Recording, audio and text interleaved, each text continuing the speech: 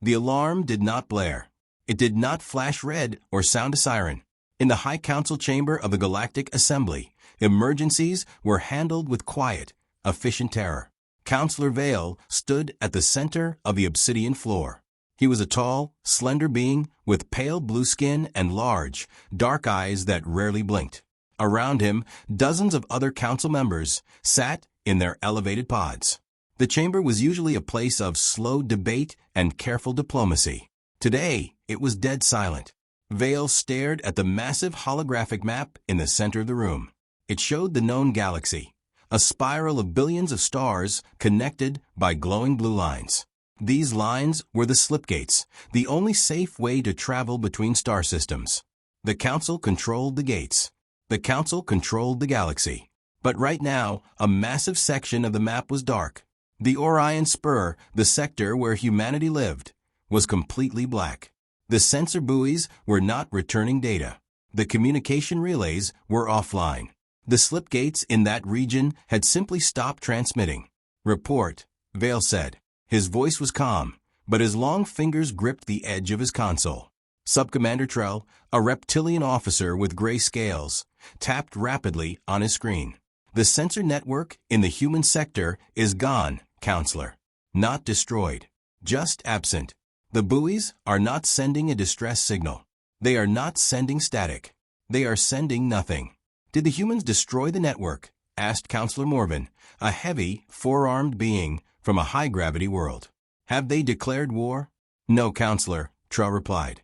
"If they had destroyed the buoys, we would detect the energy spikes. We would see the debris. There is no debris. The buoys are simply not there. It is as if the space they occupy has been erased." Vale felt a cold knot form in his stomach. The humans were a new species. They had only joined the Council 50 years ago. In that short time, they had caused endless headaches. They were loud, they argued constantly, and they refused to follow the standard operating procedures for shipbuilding. But they had never broken the law. They had never gone silent. "Scan the Sol system," Vale ordered. "Use the deep space telemetry arrays. Bypass the local buoys. I want to know what is happening on Earth." Trell's claws clicked against the glass screen. Seconds ticked by. The silence in the chamber grew heavier. The other council members leaned forward in their pods. "Telemetry acquired," Trell said. His voice trembled slightly. "Counselor, you need to see this." The holographic map shifted. The dark spot in the Orion Spur vanished, replaced by a zoomed-in view of the Sol system. The sun was in the center, burning yellow and steady. The planets were in their normal orbits. But the space around the third planet, Earth, was wrong. "Explain," Vale said. "There are energy readings coming from the human shipyards," Trell said. "Massive energy readings. The scale is off the charts. It looks like they are building something. Something very large." "How large?" Morven asked. Trell adjusted the scale. A grid appeared over the image of Earth. Hundreds of red dots appeared in the space above the planet. "Those are ships," Trell said. "But they do not match any registered human design. They are not sleek. They do not have the standard aerodynamic curves. They are blocky. They are heavily armored. And they are massive." Vale squinted at the red dots. "Give me a size comparison." A blue dot appeared next to one of the red dots. The blue dot was a standard Council dreadnought, the largest warship in the fleet. The red dot was 10 times larger. "By the ancestors," Morven whispered. "What are they building?" "I am reading power signatures that match slipgate technology," Trell said. "But they are not connected to the gate network. The humans are building their own gates. On their ships." The chamber erupted into whispers. Building a slipgate took decades. It required rare materials, precise mathematics, and the approval of the Council. To build one on a moving ship was considered impossible. It was considered suicidal. The forces involved would tear a ship apart. "Shut it down," Vale said. "Counselor." Trell asked. "Shut it down," Vale repeated, his voice rising. "Send a priority message to the human ambassador. Tell them to cease all construction immediately. Tell them they are in violation of the technology accords. If they do not stop, We will cut off their trade routes. We will freeze their assets. We will sanction them until they starve. Trell typed the command. A moment later, he looked up, his gray face pale. The message failed to send, Counselor. Why? Because there is no one to receive it. The human embassy on the capital world is empty. The ambassador left 3 hours ago. His ship is already in the Sol system. Vale stared at the holographic map. The red dots over Earth seemed to pulse with a quiet, terrible energy. The humans were not just breaking the rules. They were leaving the board entirely. Get me the fleet commander, Vale said, his voice dropping to a harsh whisper. Tell him to mobilize the first armada. They are going to Sol. They are going to stop those ships, even if they have to break them apart piece by piece. 300 light-years away, Chief Engineer Elias Thorne wiped grease from his forehead with the back of his hand. He stood on a catwalk suspended inside the engine room of the UNS Promethean. The room was huge. It was the size of a cathedral, filled with the deafening roar of cooling pumps and the sharp smell of ozone. Below him, the core of the Voidram drive sat in its housing. It did not look like the elegant, glowing crystals used by the Council. It looked like a giant, ugly iron heart, wrapped in thick cables and covered in warning labels. Pressure in Sector 4 is rising. A voice crackled over his earpiece. Elias tapped his radio. I see it, Sarah. Vent the excess plasma through the secondary valves. Keep the core temperature below 4,000 degrees. Venting now, Captain Sarah Jenkins replied. Her voice was calm, but Elias could hear the tight edge in it. Elias looked down at the drive. He had spent the last 10 years of his life designing this machine. The Council called it a violation of physics. Elias called it the only way forward. The Council's slipgates were safe. They were also slow. They required a massive, stationary ring to be built in every system you wanted to visit. They controlled the gates, which meant they controlled where humanity could go. They had told humanity that the galaxy was fully mapped, fully explored, and fully claimed. There was no room left to expand. Elias refused to accept that. He had looked at the math. The slipgates only folded space in 2 dimensions. They moved you across the surface of the universe. But the universe had depth. It had layers. If you could punch through the surface, you could travel through the layers. You could bypass the gates entirely. The problem was that punching through the surface of space required a lot of power. More power than a ship could carry. Unless you built an engine that created a controlled, localized black hole. That was the Voidram. It crushed space in front of the ship and expanded it behind. It did not fold space. It broke it. Core temperature stabilized, Sarah said. We are at 90% capacity. Elias, the hull is groaning. The metal is fatigued. If we push it to 100, the frame might snap. It won't snap, Elias said. He walked down the metal stairs, his boots clanging loudly. We reinforced the struts with the carbon weave. It will hold. You are asking a lot of the metal, Sarah said. She was waiting for him at the bottom of the stairs. She was a tall woman with short brown hair and a face that looked like it was carved from granite. She wore a standard gray engineering jumpsuit, stained with oil and sweat. I am asking it to do its job, Elias said. He stopped in front of the main console. The screen showed hundreds of lines of code, all scrolling rapidly.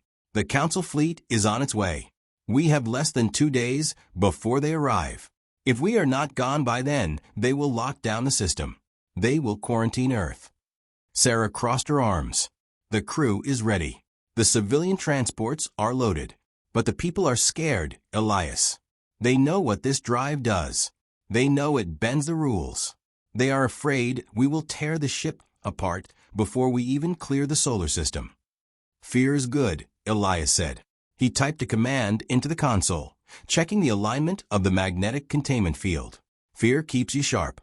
Fear makes you check your math twice. If they were not scared, I would be worried. He turned to look at her. We are not just building a ship, Sarah. We are building a door. The Council wants to keep us in this room forever. They want us to be small. They want us to be quiet. I am not willing to be quiet. Sarah nodded slowly. I know. I am just making sure the door does not crush us when we open it. A loud chime echoed through the engine room. The red lights on the console turned yellow. "That is the outer perimeter sensors," Sarah said. She looked at her wrist. Command is reporting multiple slip space ruptures at the edge of the system. The Council fleet is here. Elias let out a long breath. He had hoped for another day. He looked back at the massive iron heart of the Void Ram drive. It hummed with a deep, vibrating energy that he could feel in his teeth. "Tell Command to hold their position," Elias said. "Do not power up weapons. Do not raise shields. Just keep the drive spooled." "They will demand our surrender," Sarah said. "Let them demand it," Elias replied. "We are not going to fight them. We are just going to leave." Fleet Commander Zyler stood on the bridge of the Council flagship, the Righteous Judgment. The bridge was a masterpiece of alien engineering. The walls were made of polished white stone. The consoles were carved from single pieces of crystal, and the lighting was soft and golden. It was a room designed to project power, order, and civilization. Zyler was a proud officer. He had served the Council for 40 years. He believed in the rules. He believed in the order that the Council brought to the chaotic galaxy. He looked out the massive viewport. Floating in the space ahead of him was the human fleet. Zyler's four eyes narrowed in disgust. The human ships were an offense to his senses. They were ugly. They were asymmetrical. They were covered in thick, scarred armor plates that looked like they had been welded together by hand. There were no elegant curves, no glowing blue energy lines. They were just massive, gray blocks of metal, bristling with antennas and exhaust ports. And there were so many of them, hundreds of them. "Report," Zyler barked. Subcommander Trell, who had been transferred to the flagship to assist with the operation, looked up from his crystal console. "We have counted 312 vessels, Commander. The largest is over 3 kilometers long. They are heavily armed, but their weapons are primitive. Kinetic projectiles and basic plasma lances.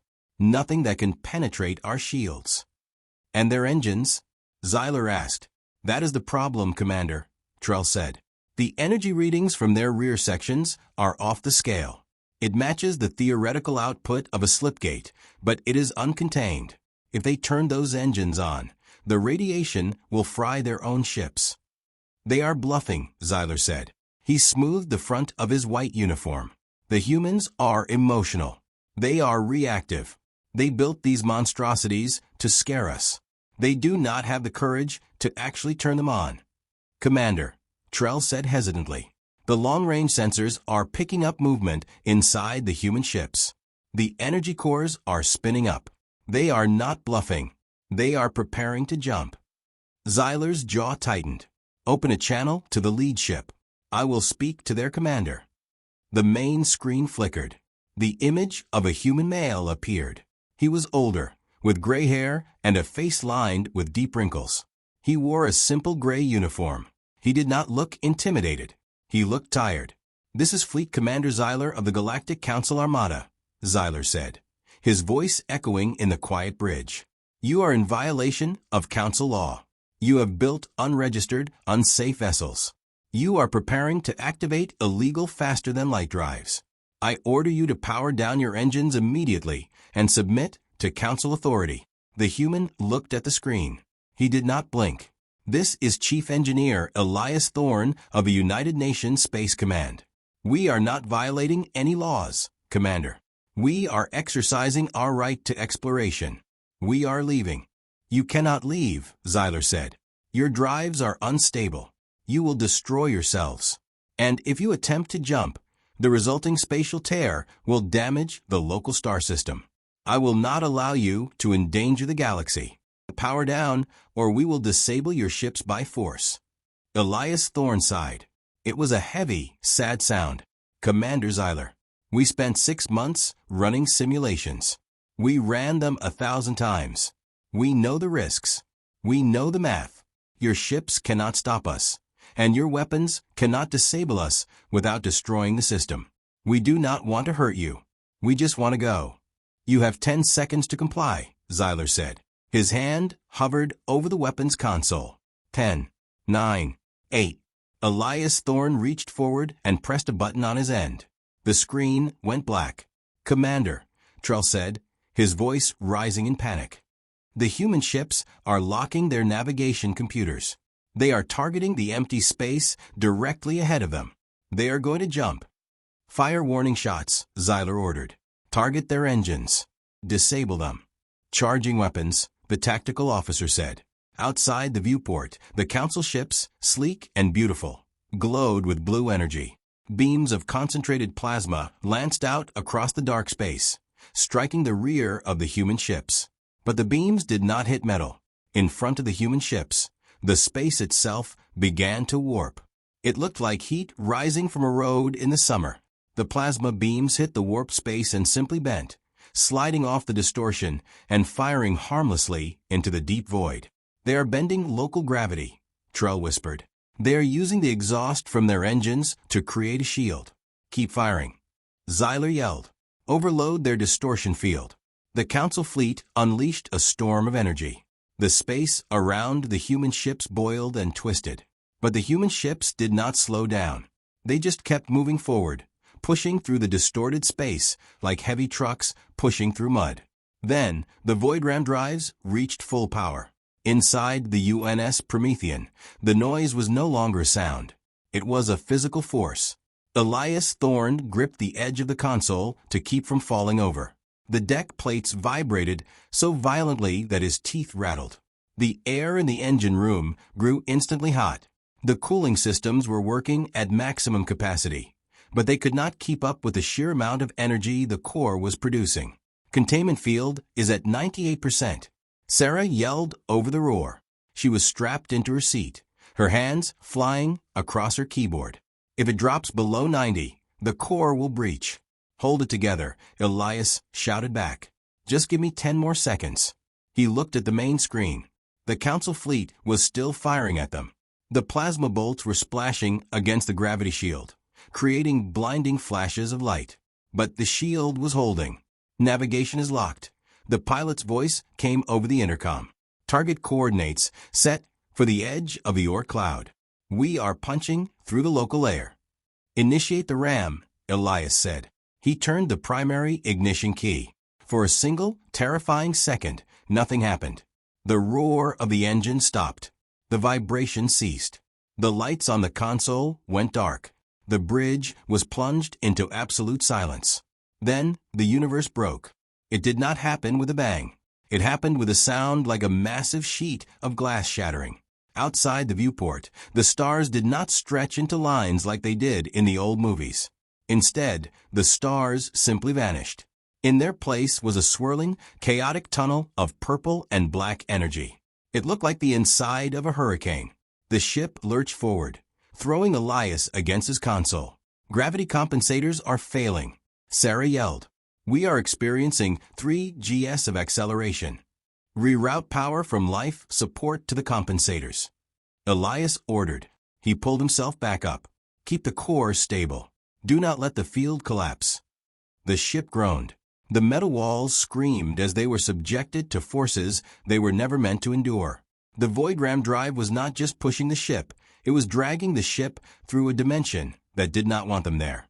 On the main screen, the telemetry data was a mess of red warning lights. We are crossing the threshold, the pilot shouted. Local space-time is collapsing behind us. If we do not clear the gravity well in the next 30 seconds, the collapse will catch us and crush the hull. Push the core to 110%. Elias said, that will melt the primary coils. Sarah argued, if we do not, we die anyway. Do it. Sarah slammed her hand onto the override switch. The engine room filled with a blinding white light. The heat spiked. The smell of burning insulation filled the air. The core of the void ram drive roared, a sound that seemed to tear at the very fabric of their minds. Outside, the purple tunnel began to narrow. The edges of the collapse were catching up to them. The rear of the ship began to crumple. The thick armor plates buckled and snapped. 10 seconds to collapse, the pilot screamed. Hold on. Elias yelled. The ship shook violently. A pipe burst in the corner of the room, spraying hot steam into the air. Sarah was thrown from her seat. Elias grabbed her arm and pulled her back. 5 seconds. The tunnel ahead of them began to widen. A pinprick of normal space appeared at the end. It was tiny, but it was there. 3 seconds. The crumpling of the hull grew louder. The ship was being eaten by the collapse. 2 seconds. Brace for transition. Elias shouted. 1 second. The ship hit the pinprick of normal space. The transition was instant. The roaring stopped. The shaking stopped. The blinding light vanished. Elias fell to his knees, gasping for air. The emergency lights flickered on, casting a dim red glow over the engine room. The air was thick with smoke. Report, Elias coughed. Sarah pulled herself up from the floor. She looked at her console. The screens were cracked, but they were still working. Hull integrity is at 40%, she said, her voice shaking. We lost the rear armor plating. The portside engine nacelle is offline, but the core is stable. We are through. Elias let out a long breath. He looked at the main screen.